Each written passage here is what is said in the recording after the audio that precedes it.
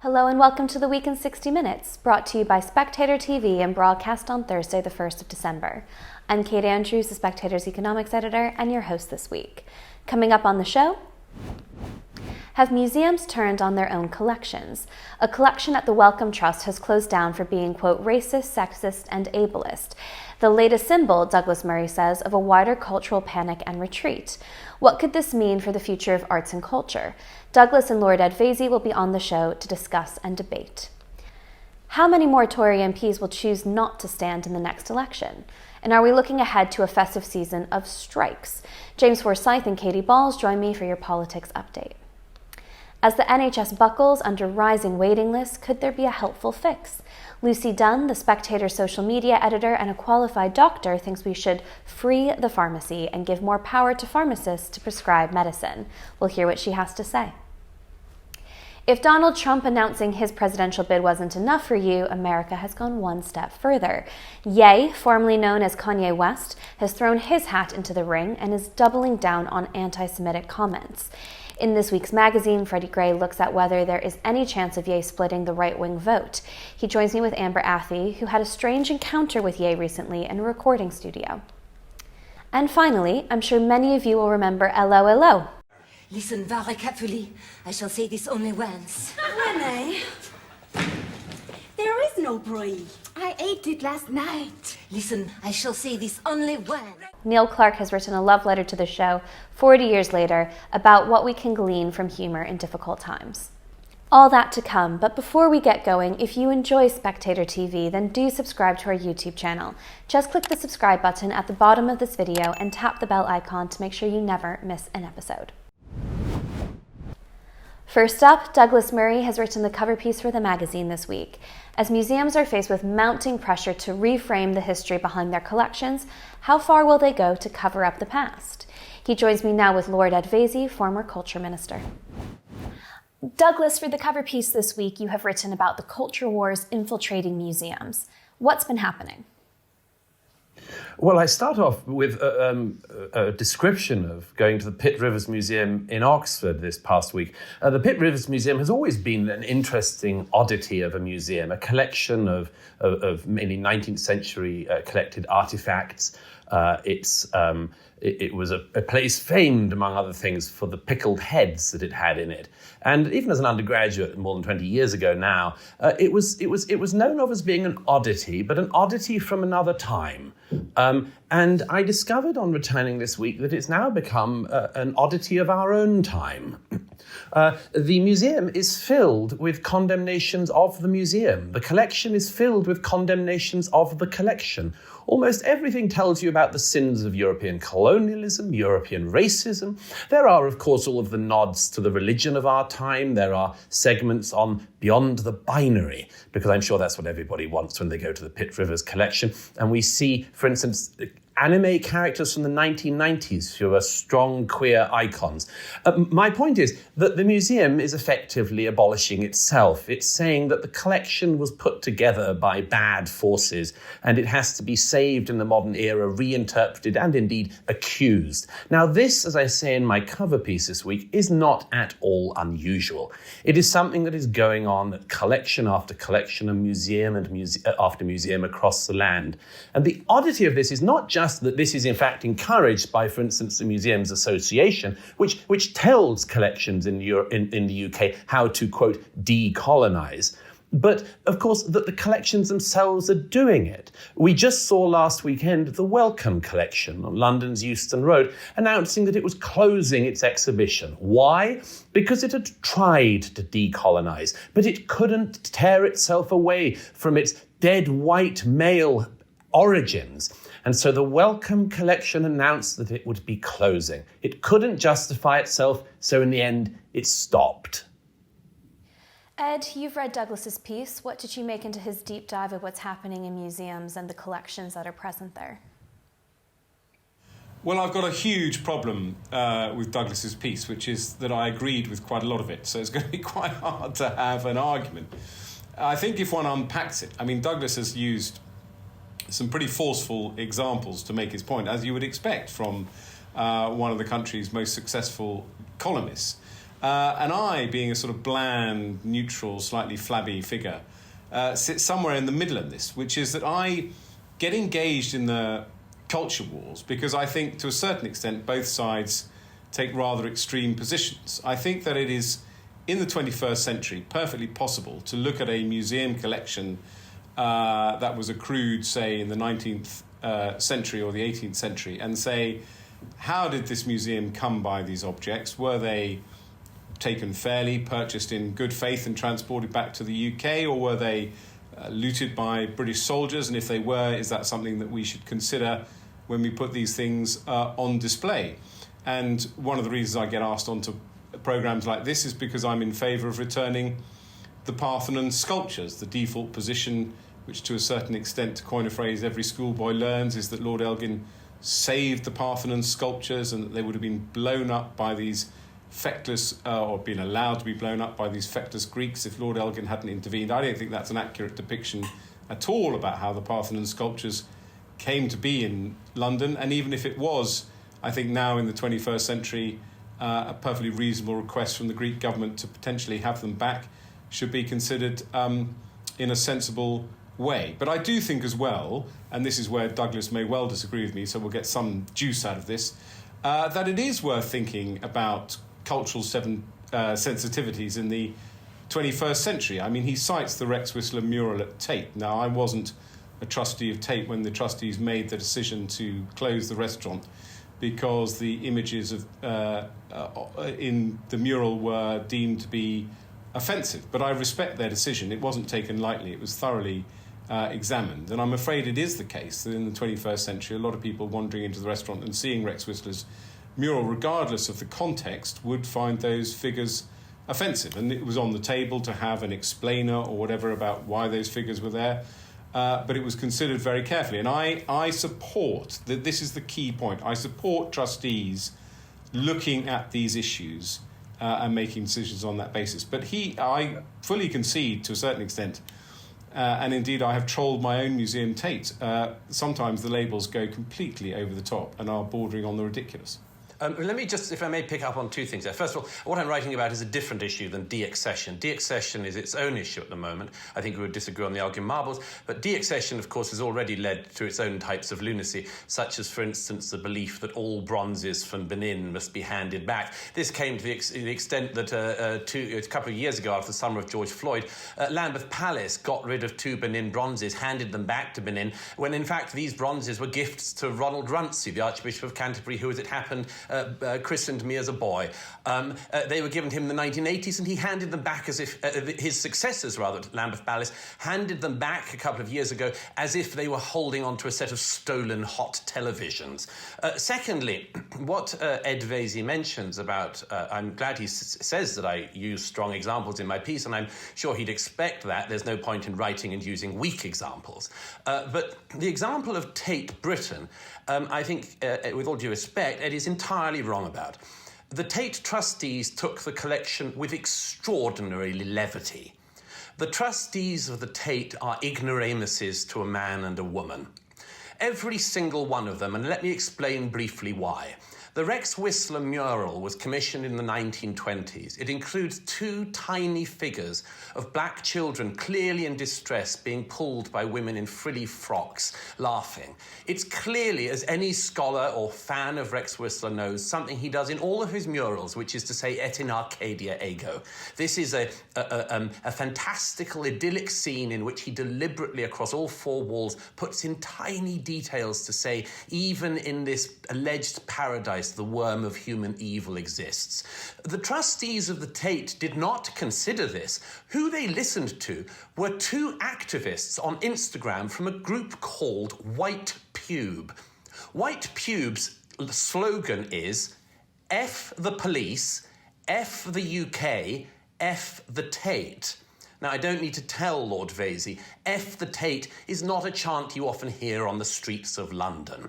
Most people don't have that strong views on Tate Britain. This was a malevolent, tiny group of activists who decided to defame Rex Whistler. The trustees of the Tate, far from looking into this, immediately got scared. They closed the room, they took Rex Whistler's name off it, they defamed him first of all as a racist, and then put up a sign saying that he had the racist views of his time. Why do I mind this? Not just because the Tate is meant to house and look after one of our great collections, but because Rex Whistler died childless fighting on his first day in Normandy in 1944. How dare one of the great collections of the UK be in the hands of people who would defame as a racist somebody who joined up on the first weeks of the war in 1939 and laid down his life fighting Nazism. These people are not looking at these things carefully any more than they have the example of Stanley Spencer, who they've also decided to defame in their collection as a racist. These collections are in the hands of people who are unworthy of the things in their care. Ed? I think now Douglas has slightly descended into caricature. I mean, I wasn't a trustee of Tate when this decision was made, but the idea that Tate would make a decision to close this restaurant and remove the mural, which they haven't done, by the way, is... No, I know they haven't done, but they looked on the into idea having it that somebody had put up an Instagram, two activists had put up an Instagram post, is absolutely laughable. And I see nothing wrong with museums, first of all, thinking hard about how a collection is viewed by an audience in the 21st century as opposed to an audience that visits in the 19th century, and that could include the shrunken heads at the Pitt Rivers Museum. And I think it's perfectly in order for museums to put in context how objects were acquired by that collection, and in fact the context of the time in which they were acquired. So I see absolutely no problem with that at all, and I think so. I think that it's the idea that you wouldn't modernise your displays and your collections and put them in context in the 21st century, I think is laughable. The idea is that our museums should kind of sit in aspic and be exactly as our Victorian forefathers visited them before. Seems to me laughable. I'd like to ask you each a question to challenge your perspectives. And Douglas, to you first. This point about context is important, isn't it? Putting aside some of the more extreme examples where they've just decided to shut down collections, would you have an issue with curators deciding that rather than shutting things down, they would like to give a modern context and they would like to give more information to those visiting the museum? I mean, presumably that is their remit, of course, so that people really understand what they're consuming and perhaps some of the atrocities behind what they're consuming. Oh, yes, absolutely. By the way, Ed Vaizey sets up a straw man, as politicians of his kind always do. Nothing you would ever do, Douglas. No, I don't need to, believe me. I don't need to. He sets up a straw man by pretending that I or anyone like me thinks that we should preserve our collections in aspic. I don't believe that at all. I think that trustees obviously always have to reinvigorate and renew collections. What I think is strange is that they should hate the collections which they are in charge of. Again, I come back to the point. I followed, unlike Ed, extremely closely the activities at the Tate in recent years, and also observed extremely closely the way in which they decided to make Stanley Spencer, one of the other two great artists of the 20th century, in their collection into a posthumous racist for no good reason at all. So yes, that's what I find strange. But to get back to your point, Kate, the interesting thing about this retain and explain thing is it's absolutely fine and admirable so long as it isn't a one-directional political hit job. And let me give you an example of what a one-directional political hit job looks like. If you want to, for instance, say parts of this museum were put together in an era of colonialism in Europe or colonialism in Britain, fine. Who doesn't mind that? I don't mind that. I don't think anyone would mind that. But here's what I mind. Is when you, for instance, as at the Pitt Rivers, get that, and then a strange silence on everywhere else in the world. For instance, the Kingdom of Benin, which has already come up a couple of times. If you stand before the display on the Kingdom of Benin in the Pitt Rivers Museum in Oxford, do you learn anything about slavery? Curiously enough, no. Do you learn that the Kingdom of Benin was practicing slavery long after the British Empire decided to abolish it and sent its ships across the seas trying to stamp it out anywhere else? No. And you would leave believing that the rest of the planet lived in Eden until the wicked Europeans arrive. It's not education, it's self-flagellation. I think that without wishing to descend into cliche, two wrongs don't make a right. And it is up to us to put into context the collections that we have in this country and how they were acquired. And 99% of them were acquired perfectly legitimately. And it's a great thing as well that we have these British institutions that display an extraordinary range of artefacts and paintings from all over the world. But I think when the Benin bronzes were looted, that we should own up to that fact and think about returning them. But Ed, some of the Benin bronzes were given to this country by the Prime Minister of Nigeria after independence. What do we do with those? Well, I mean, I'm not going to... I don't know enough about Robert Runce's Benin bronzes. You haven't thought about it enough. But if they were acquired legitimately, I mean, it's a matter for Lambeth Palace. If they're their possessions, what they wish to do with them. And I have two questions for you, Ed. First is, do we not risk, by removing so-called offensive artwork, losing parts of history, losing those uncomfortable, offensive parts of history? Do we not risk suggesting that these things never happened at all? And actually, to a more fundamental point about offense as well, since when is it wrong for art or great works of literature to be offensive, to challenge us, for us to be uncomfortable with what we see? If we decide that such works are too risky for people to be exposed to, what are we going to be looking at when we go into museums? What's going to be there to challenge us?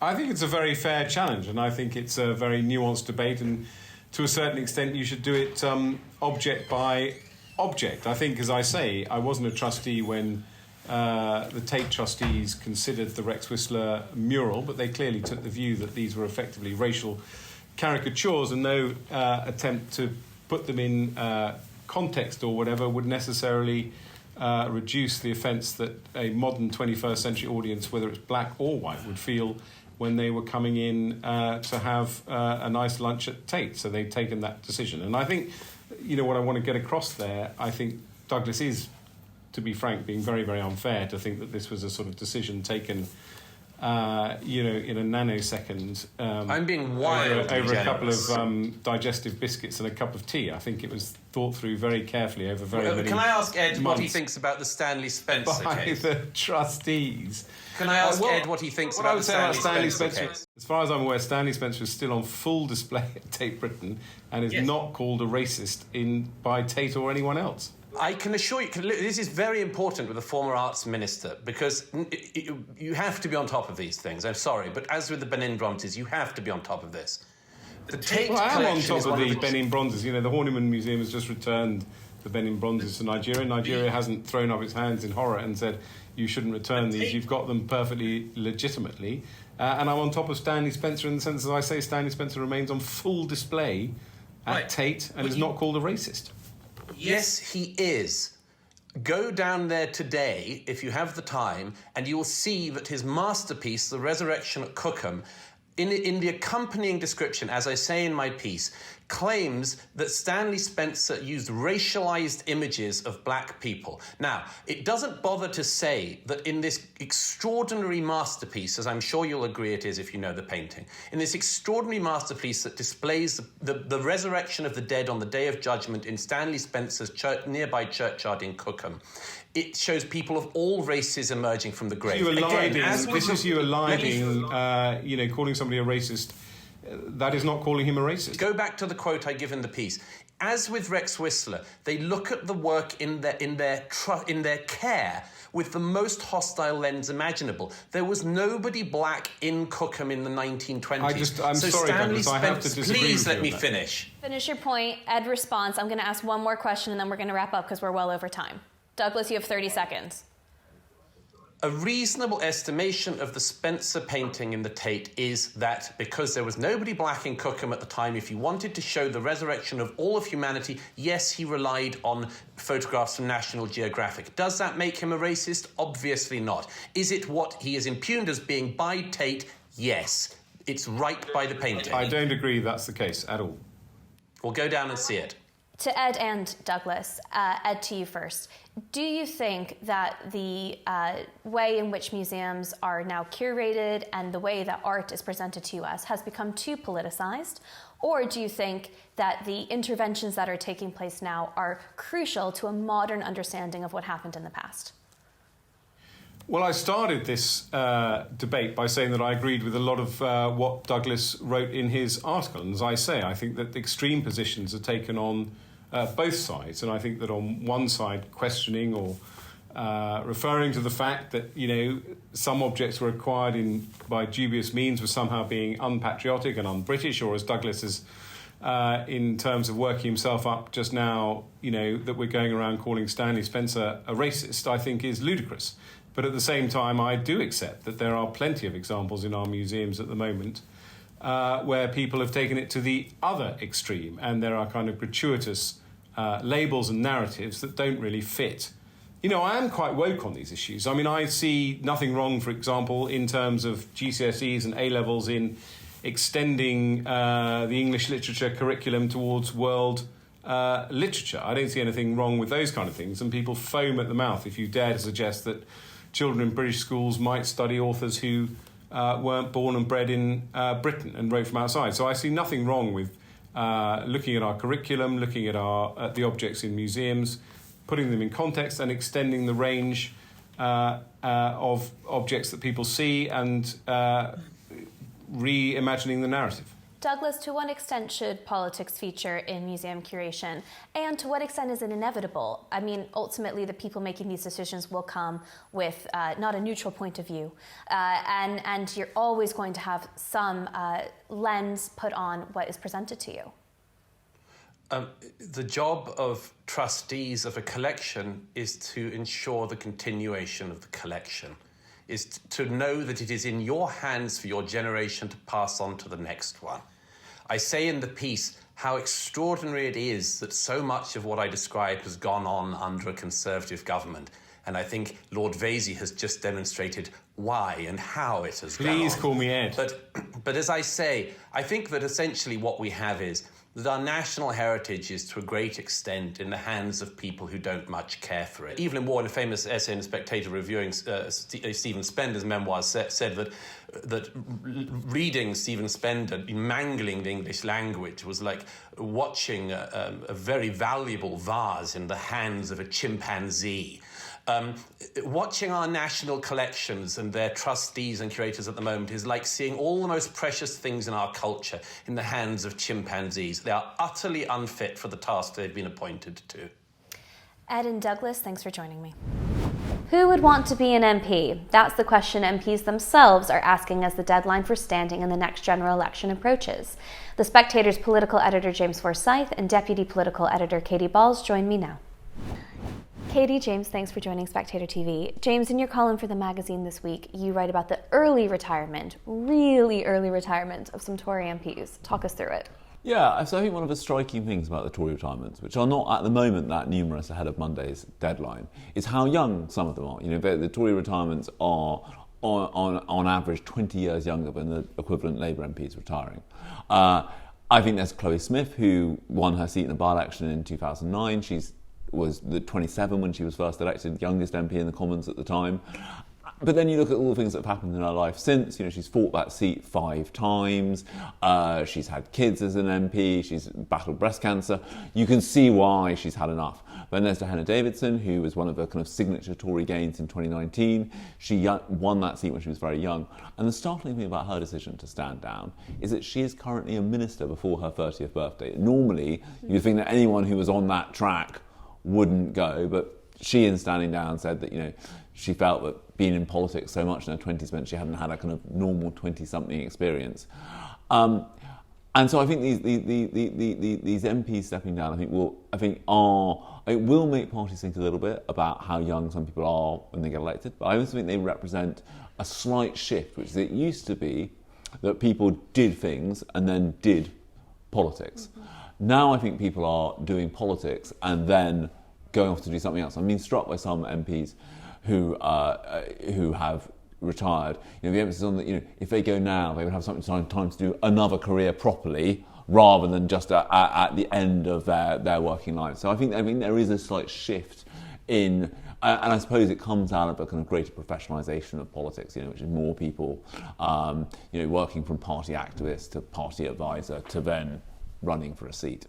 Katy, how do you think Number 10 is taking the news of these early retirements? Do you think they look at it as individual cases, or do you think they're getting a little bit worried that perhaps these MPs don't think they have a chance of winning in the next election? So I think there's some concern about the optics of having lots of young MPs say, actually, I don't see a future with the Conservative Party as, a member of Parliament, which, to your point, you can say, well, that's because you think you're going to lose the seat at the next election. The vast majority, when it comes to the relatively younger MPs who are making this decision, do have fairly small majorities, and obviously Labour are far ahead in the polls, so it doesn't look good even with 18 months to go to the next election.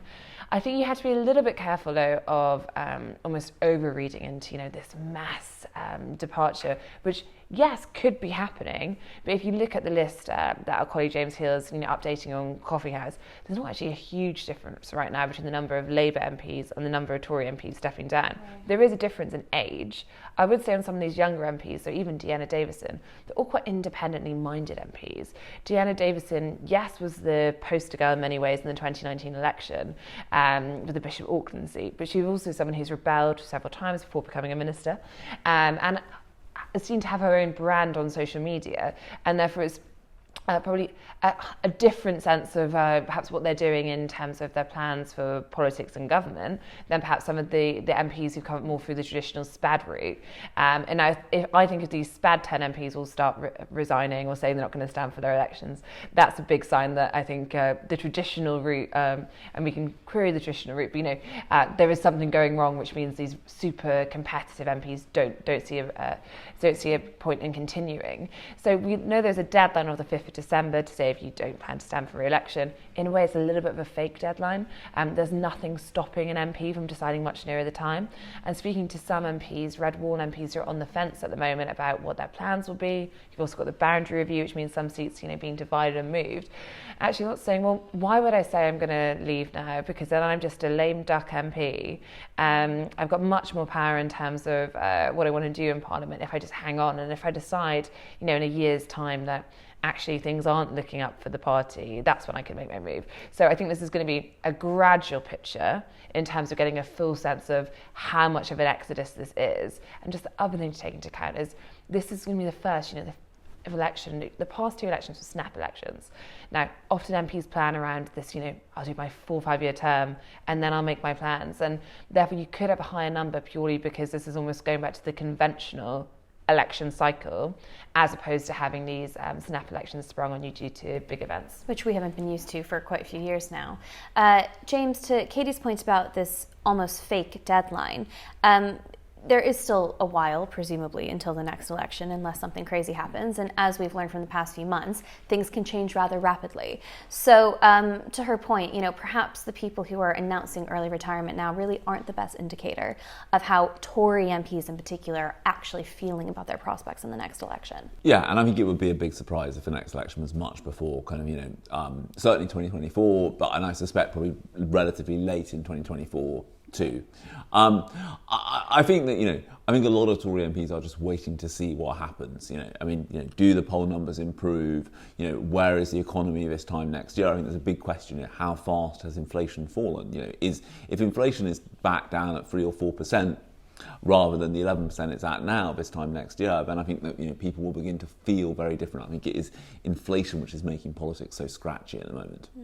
And Katy, this week the Prime Minister Rishi Sunak made one of his first big interventions about China. This was turned out to be a key part of the leadership debate, especially because the former Prime Minister Liz Truss was really pushing Rishi Sunak on this topic. What did we learn from what he said this week? So this was the first big speech, as you say, which is setting out foreign policy vision, and it's an area where we know probably the least about Rishi Sunak's views. Given his time as Chancellor, it was mainly domestic.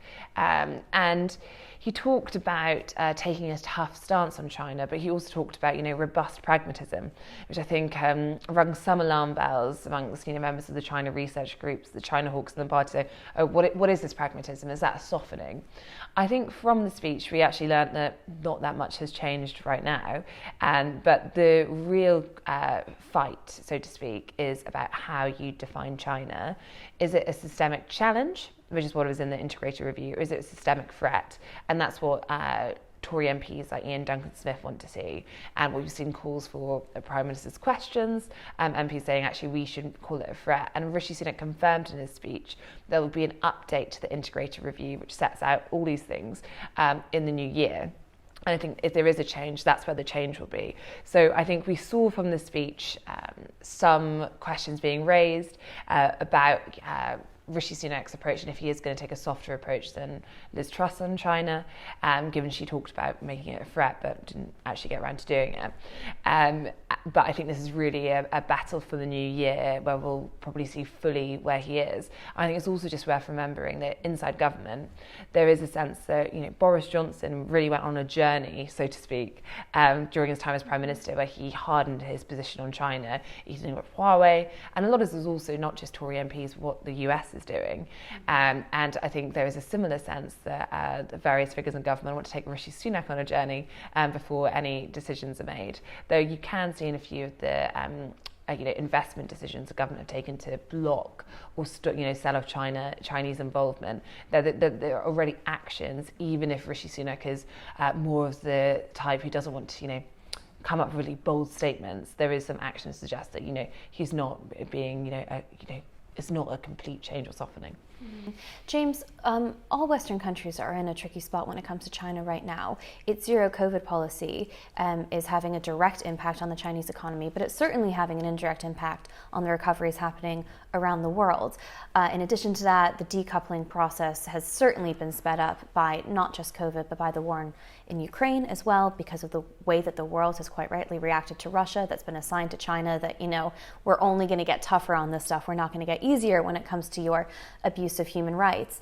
It's a tricky spot for any prime minister or leader at a time where the economy is not looking so great. You want to get normal supply chains back on track, but at the same time, you must these days show very clear opposition to what's happening the Russia-China way.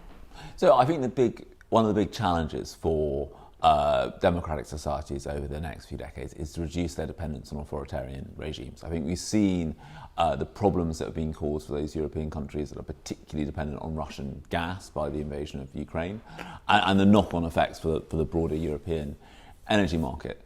I think what you need here, I think one of the big questions is, undoubtedly the entry of China into the world economy was a kind of deflationary shock. I mean, one of the reasons why the nice decade was so nice was because China had entered into the world economy. It came online. Yeah. I think the challenge is how do you manage to reduce your dependence on China without kind of going back to kind of protectionism and everything must be very domestically based supply chains. And I think friendshoring there is the answer. That is like-minded countries coming together to build supply chains that allow national comparative advantage, but don't leave you dependent on an unpredictable authoritarian regime. And Katie, it's December 1st. For a lot of people out there, they'll be counting down to Christmas, but in Westminster, it seems to be that we're looking on to 25 days worth of strikes. How is the government going to manage repeated strikes across different sectors in what is supposed to be a festive season, when a lot of people are going to be at the best inconvenience and at the worst put in a really tough spot? I'm thinking about the nurses' strike and patients who need to go into hospital. Yeah, I mean, I think there's multiple problems, and as has been said many times, this is a winter of discontent in these ways. Strikes, transport, the NHS, the ambulance strikes, which can now happen on top of this. And I think the problems are twofold, and the one is, well, how do these services continue? The NHS is already under severe strain, so what impact is this going to have? And then also, of course, the political ramifications, which is, do people blame the government? And does the government blink and then have to offer, much more generous pay packages to these public sector workers. I thought it was interesting at Prime Minister's questions that Rishi Sunak, when the nurses' strike demands came up, which is probably the most emotive and politically tricky. You think about the level of support for nurses, particularly during COVID, people going out to clap, that he said actually the demand that they had in terms of that amount was unreasonable and unaffordable. And so unreasonable is something where, lots of people say, well, it is, you can see already how Labour are trying to weaponise that. But I think with Rishi Sunak, there is something where lots of people think because he is more softly spoken than I think both Boris Johnson and Liz Truss, who will do, more grand rhetoric on these issues. People can think that also means perhaps a softer approach, but I do get the sense the government is going to be very reluctant, and if the government does blink on one of these, then obviously it all starts to become much harder. So I think that they are gearing up to actually be pretty steely. I think one of the things is just how expensive it would be to raise public sector pay in line with inflation. It's £18 billion.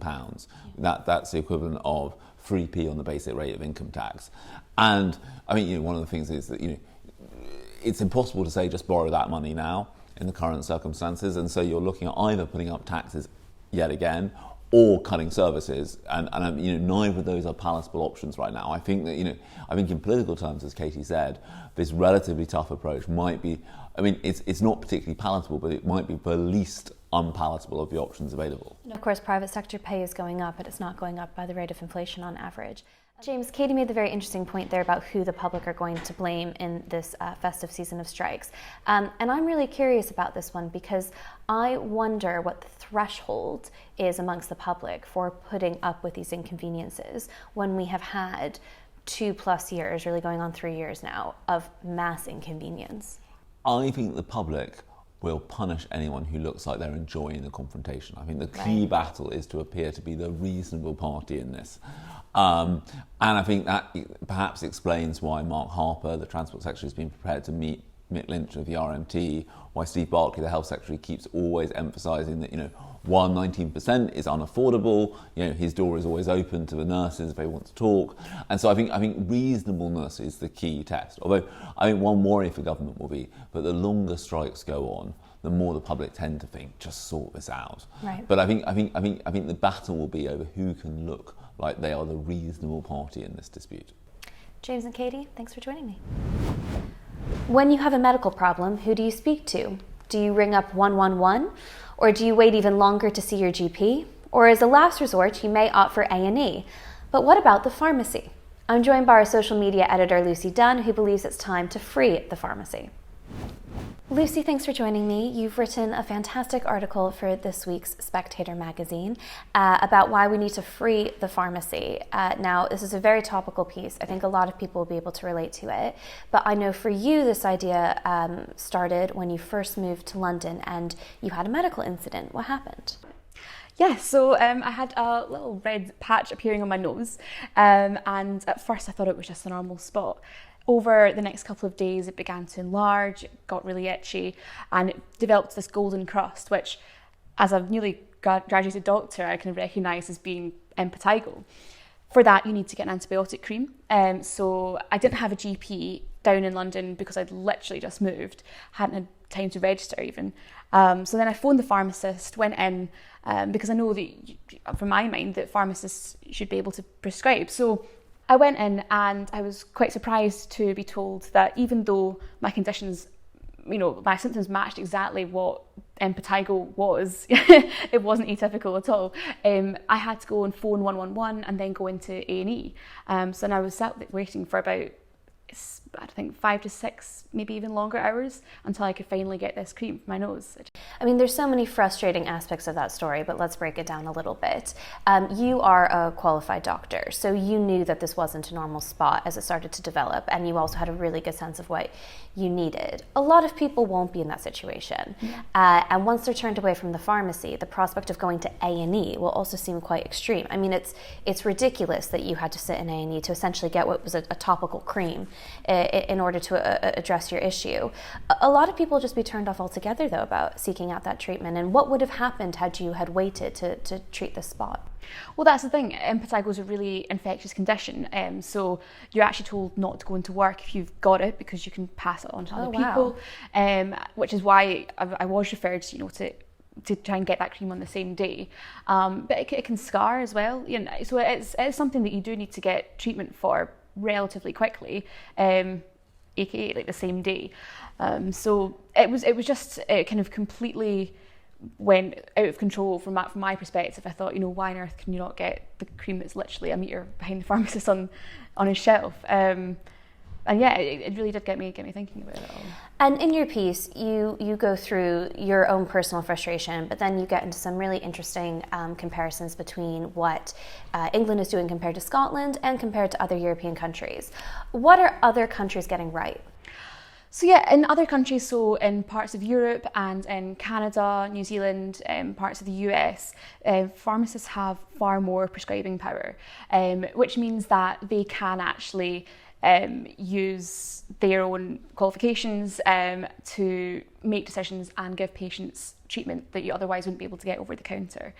So this is not an unprecedented move.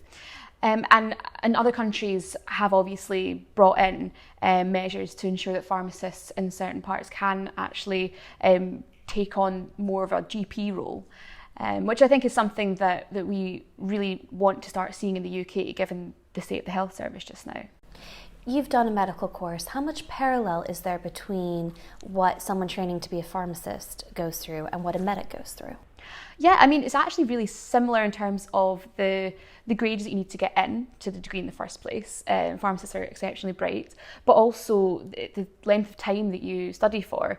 Most medical degrees are 5 years, and pharmacy as well, you do 5 years before you're a pharmacist. So that was kind of my main frustration with this whole situation, was thinking, well, if we can graduate with prescribing powers, we can graduate with this clinical wealth of knowledge and decision making. And by we, you mean junior doctors? Yeah, exactly. Then surely pharmacists, they surely should be able to as well. One of the concerns that people will say when it comes to pharmacists being able to prescribe more medication is that you don't want people to get too flippant with the antibiotics prescriptions, that there could always be that rare case that really someone should have been referred to a GP and they went to the pharmacist instead. How legitimate do you think those concerns are, and what would your response be to them? Well, yeah, absolutely. I mean, this is really the main thing, is to make sure that pharmacists also are aware of when to refer upwards, and that is part of this whole. It's not even changing sort of a part of a curriculum. It's changing a sort of culture and attitude. And what you want is for pharmacists to have that confidence in themselves to say, well, I know that I can prescribe that, an antibiotic for a UTI, I can prescribe an antibiotic for impetigo, but if it's something that's more serious, they will also be able to recognise that too. So I think that really is massively important, and those concerns are very valid, but that is something that pharmacists can also learn as well. With the crisis in the NHS as it exists now, with a 7 million person waiting list on NHS England alone, and a real difficulty at the moment to even get access to GPs, people are going to be craving the ability, when it comes to those smaller ailments, to be able to walk in and get something on the same day. And in that sense, I think your argument is really going to resonate. But there do seem to be some political hurdles here, and you hint about that in your piece as well. Mm-hmm. I mean, why isn't this just an obvious, yes, let's do it, let's free the pharmacy? Well, this is the thing. I think, there are people who think that wouldn't be the best way forward. So there were concerns. Sajid Javid, I think, had decided he wanted to bring in pharmacy first for England. We've got a programme like that in Scotland, which it's quite contrived, but it does mean pharmacists can prescribe some antibiotics for certain conditions. Better than nothing. Exactly. But this was not moved forward thanks to pressures from Number 10 and concerns about this being anti-GP. I think fine, that there will be GPs that might feel like pharmacists are kind of stepping on their toes, but equally, like, GPs need the help. They need people to take those minor ailments away from them so that they can focus on their own waiting lists and their own sort of more serious conditions that they're seeing coming in their doors. So it's not like there's a sort of shortage of work for them just now. Well, that's absolutely true. One of the criticisms of the way that healthcare overall works in the UK under the NHS is that there isn't a lot of focus on preventative care. And I'm sure that when you were working as a junior doctor, you saw a lot of people coming in who probably didn't need to go to A&E, or at least wouldn't have needed to go to A&E had they been treated earlier. When you were sitting in A&E with this issue on your nose, what were you thinking to yourself, seeing it from the other side? I actually felt quite embarrassed actually being there, given that I had such a minor condition, and there were people around me who, many of them, looked very visibly unwell. But you had no other option at that point. I had no other option, and it did also make me have more sympathy for people who do turn up to A&E with minor conditions, because people feel like they don't have anywhere else to go.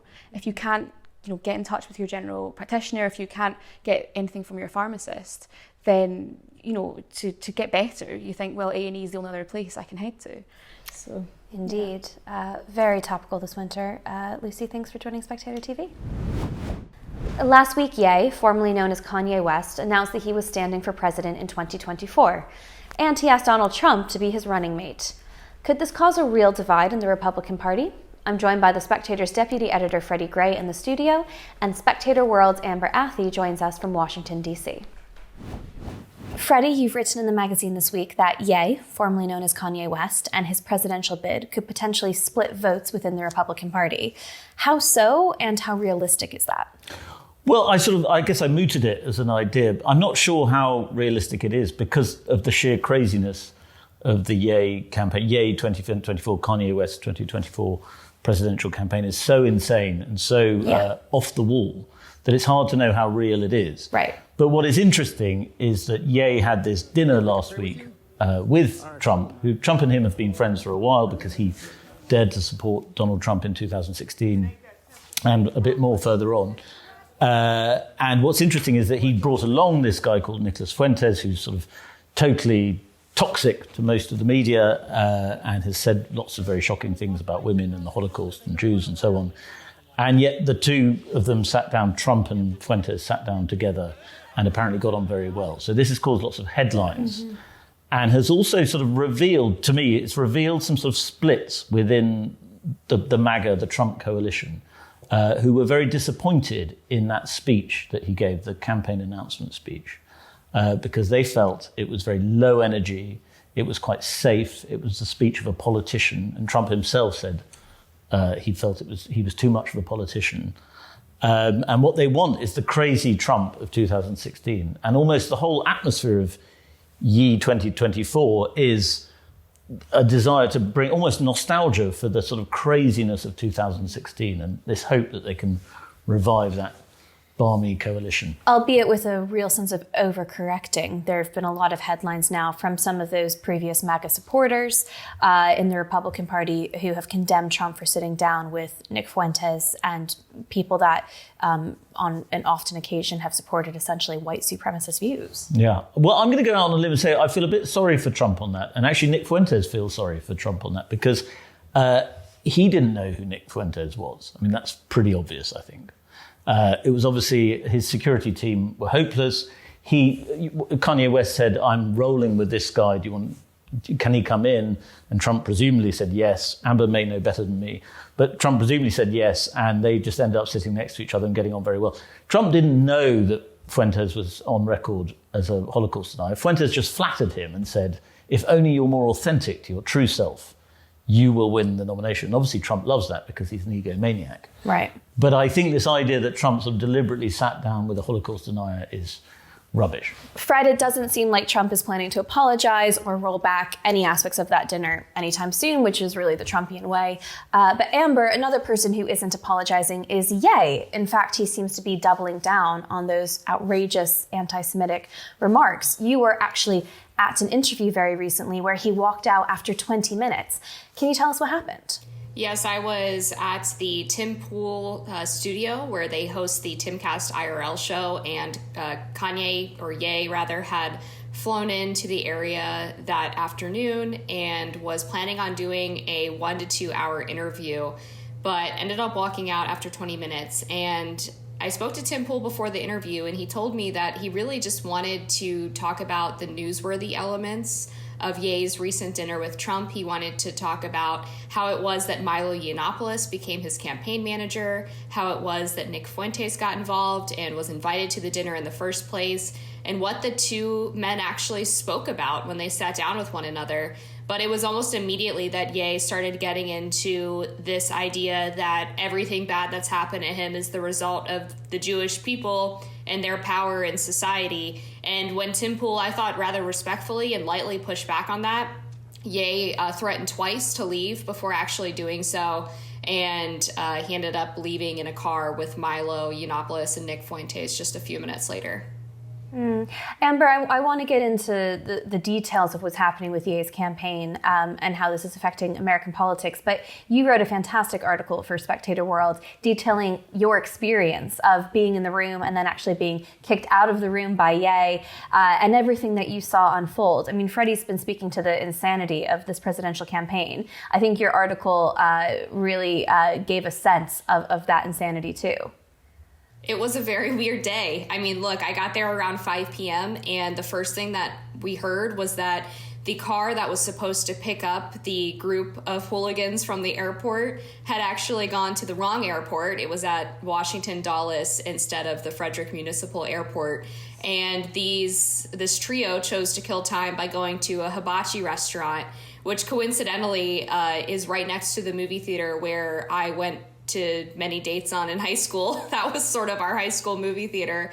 They finally got to Tim Pool's house, and it seemed to me that Ye was already in a very bad mood and that this probably wasn't going to end well.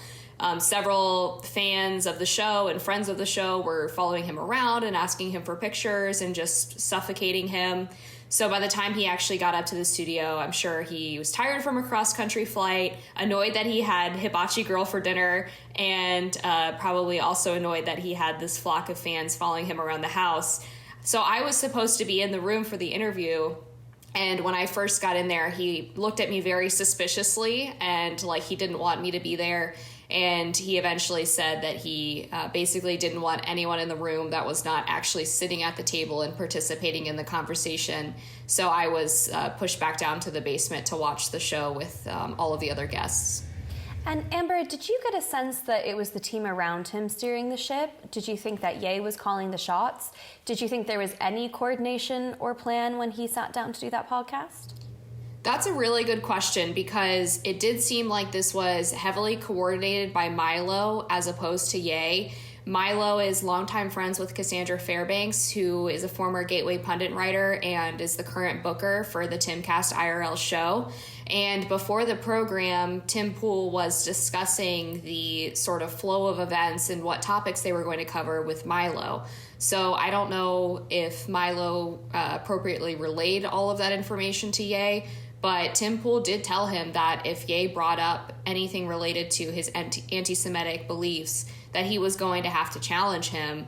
And then Ye brought it up in the first couple of minutes. So it definitely seemed like this was a coordinated event from Milo as opposed to something that Ye was really interested in. Freddy, there seem to be three key names associated with this presidential campaign so far: Ye, Nick Fuentes, and Milo Yiannopoulos.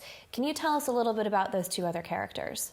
Yeah, I think most people know Kanye West as a rapper and a fashion designer and global icon, etc., etc.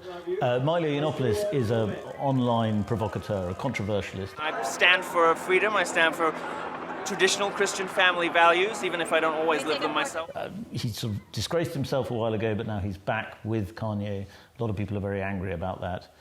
Nick Fuentes is a much younger guy, not ex-gay, as Milo claims to be. He is quite a radical nationalist, a Christian nationalist, a white nationalist. I think he even accepts that term.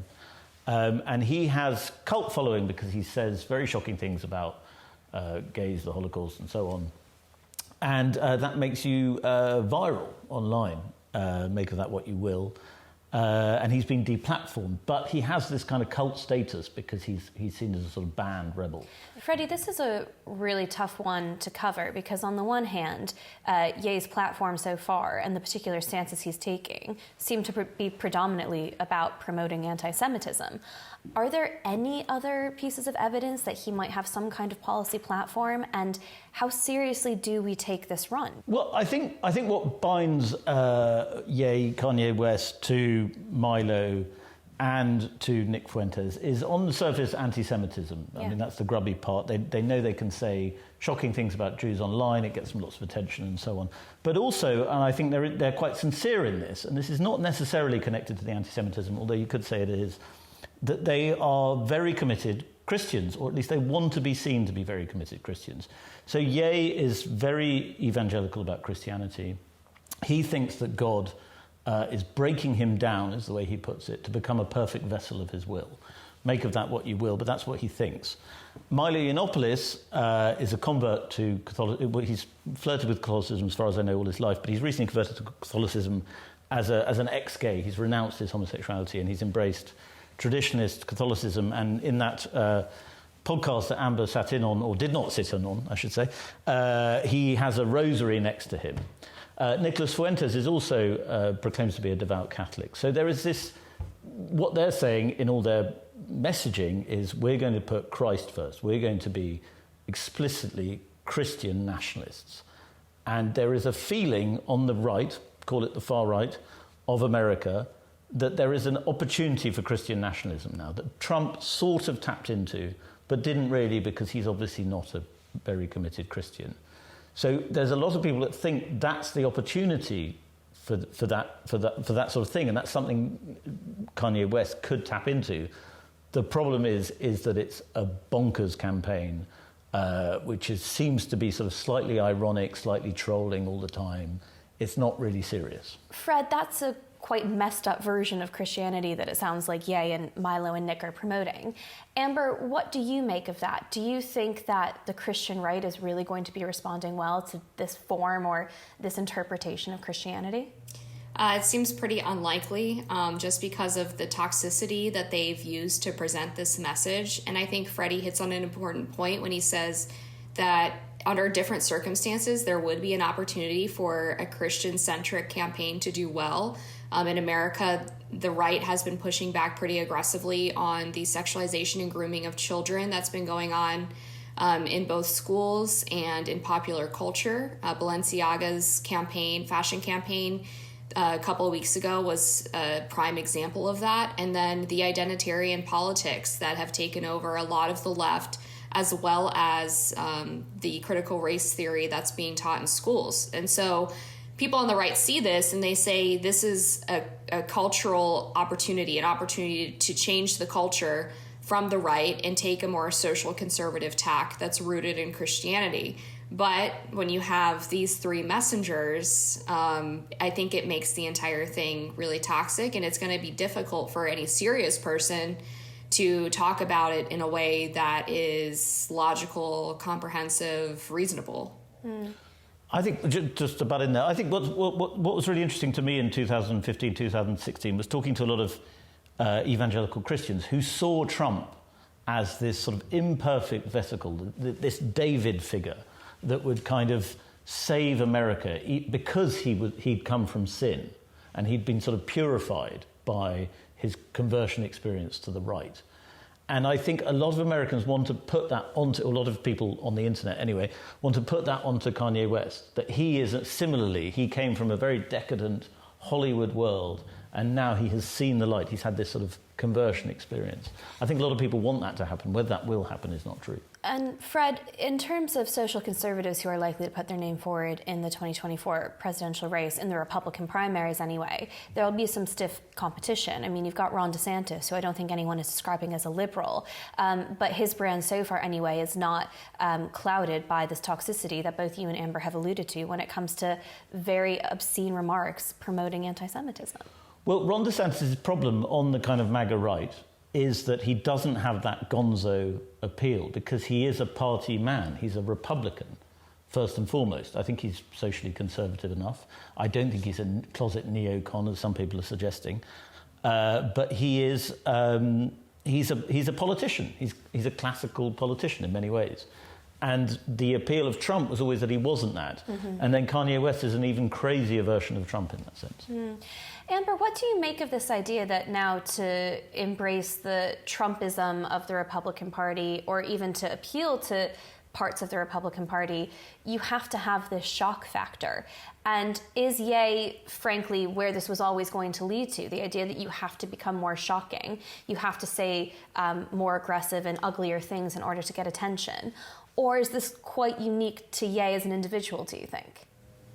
I think this is fairly unique. If anything, the 2020 presidential election, with Trump's loss, setting aside the claims that it was stolen from him, was, I think, specifically with suburban voters, a rejection of this shocking personal aspect of his politics.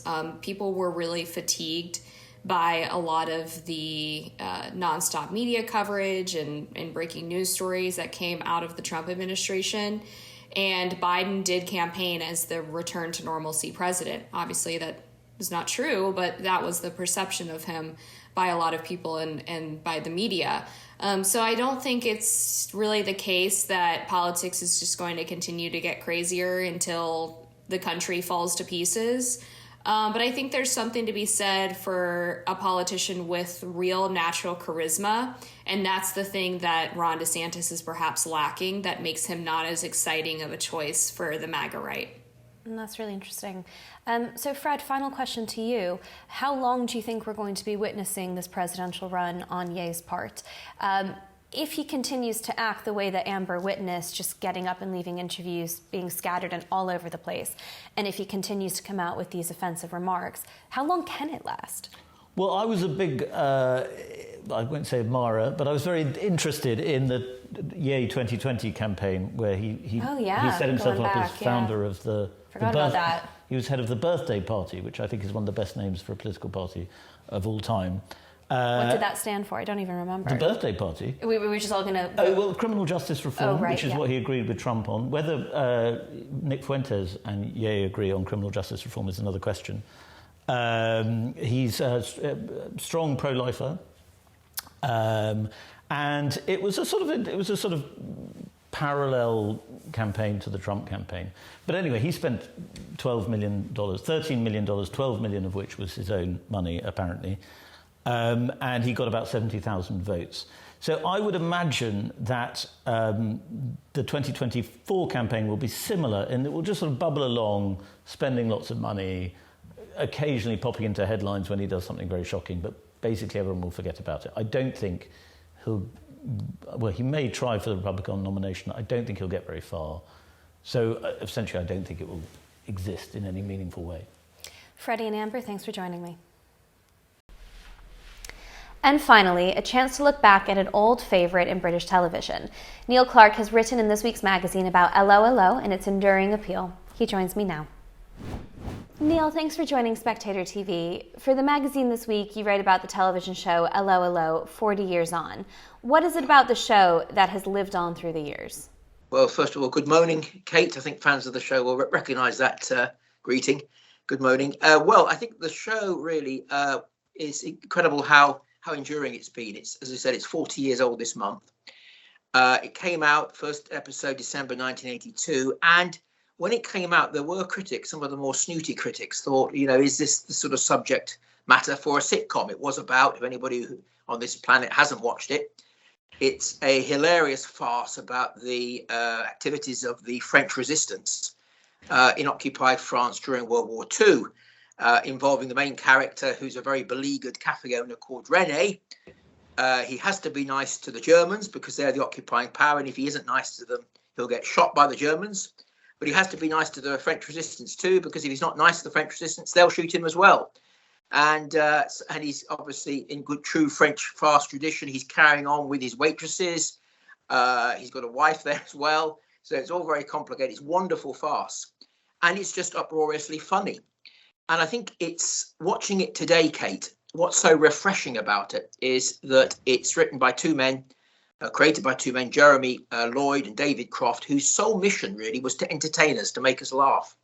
What's really refreshing about it, when you can put it against today's television programs, documentary films, dramas and comedies, so-called comedies, is that the writers don't attempt to sermonize. They just simply want to entertain us and to make us laugh. Whereas today, goodness me, if you put on any comedy or drama today, the writers are trying to sermonize to us. They're trying to make political points. They're trying to put messages out there. Allo is just funny. And isn't it refreshing to see something like that today, when everything's become too politicized and everybody who seems to be, who want to be a comedy writer, seems to want to sort of use it to get on a political soapbox. Neil, I'm going to put my cards on the table. I am one of those humans on the planet who has not really watched the show. I mean, I've seen some clips, but born and raised in America, you can decide whether or not that's a legitimate excuse or not. I can't say that culturally I was brought up with the show in the way that many of my colleagues were. So really sell it to me. You know, when I go home tonight, if I'm going to watch 30 minutes of television, tell me why I should put on this show from 40 years ago. Well, I think there's so many good episodes. Obviously, they made about 90 episodes, so there's a few episodes that aren't quite as funny as the others. But basically, it's about trying to get these captured airmen, the airmen who have sort of occupied France, trying to get them back home to Britain, coming up with all kinds of schemes to get them back, disguising them in all kinds of outfits. And it works on so many different levels, because yes, it is quite cartoonish at times, and there's nothing wrong with that. What you've got is just great characters, and it's interesting, isn't it, that the program first came out, the comedy first came out, Allo, in 1982, and it seemed it was more easier to joke about World War II and take fun of, to make fun of the sort of more serious World War II dramas back then than it is today. It might sound a bit of a cliche, but I don't think Allo would be made today, and that's an indictment of how we've kind of lost our sense of humour, really. The BBC did mute putting out a remake a few years ago, about 4 years ago, but they dropped it, believing it would cause offence. But it doesn't cause offence. It's a show that makes fun of everybody, really. The Italians in the show, the Italian character Captain Bertorelli is more keen on making love than war, as are the French characters. The British characters are silly asses, and one of the most hilarious characters is Officer Crabtree, who's a British agent who's been parachuted down to help the resistance. And he speaks the most appalling French, or rather, he speaks the most appalling English in a faux French accent, which is really quite hilarious. He talks about RAF bumming raids and having to give Michel, the leader of the French resistance, in Nouvion, a massage when he means a message. So there's all double entendres throughout. And you might say, well, that's a bit corny, but it's still very, very funny. And you've got the classic fast scenes when, a running gag in the series is when René is having a snog with one of his very sexy waitresses, and his wife Edith comes in and catches them in the act, and she says, what, René, what are you doing, kissing Yvette or Mimi? And he comes up with these absolutely ludicrous excuses, whether it comes from, I was trying to get something out of the back of her throat, she swallowed a bone or something.